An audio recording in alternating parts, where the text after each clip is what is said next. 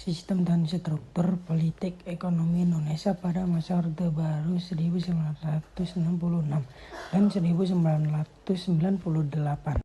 Stabilisasi politik dan rehabilitasi ekonomi. 1.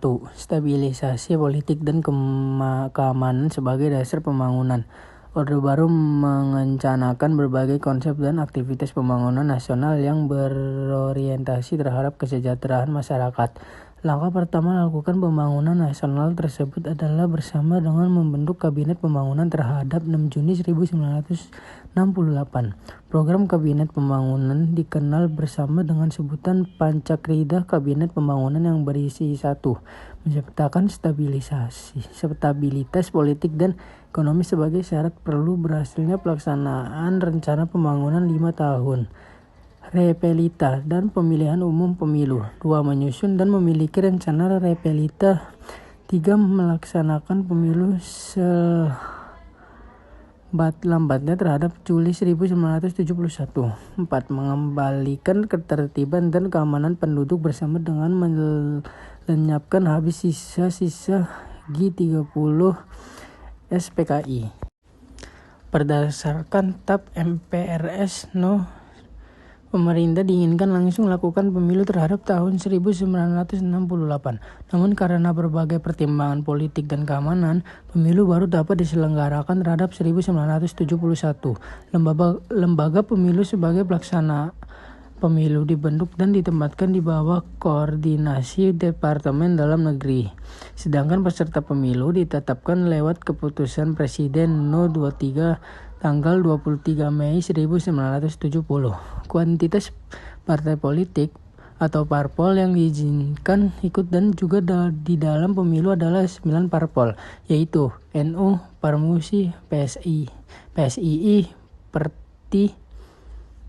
Persatuan Tarbiyah Islamiyah, Partai Kristen Indonesia, Partai Katolik, Partai Musyawarah Rakyat Banyak Murba, dan Ikatan Pendukung Kemerdekaan Indonesia (IPKI).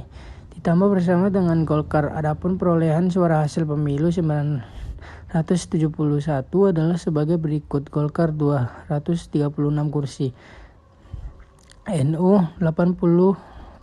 58 kursi, Parmusi 24 kursi, PNI 20 kursi, PSII 10 kursi, dan Parkindo 10 kursi. Anhar Gonggong ed. 2025. Pada tahun 1971 dilakukan penyederhanaan 9 partai politik tersebut menjadi berfusi dalam 2 partai, yaitu Partai Persatuan Pembangunan, 4 partai Islam, NU, Permusi, PSII, dan Partai Demokrasi Indonesia, partai non-Islam, PNI, Parkindo, dan Partai Katolik, Murba, dan PKI dan PDI. Dan semua usaha-usaha yang dilakukan Presiden Soeharto semuanya bertujuan untuk menggerakkan jalannya kegiatan pembangunan ekonomi. Pemerintah Orde Baru menghimpun energi semua komponen bangsa ke dalam agenda bersama yang diformulasikan dalam bentuk trilogi pembangunan. 1. Stabilitas nasional yang sehat dan dinamis. 2. Pertumbuhan ekonomi yang cukup tinggi. 3. Pemerataan pembangunan dan hasil-hasilnya menuju kepada terciptanya keadilan sosial bagi semua rakyat. 2. Stabilisasi penyeragaman.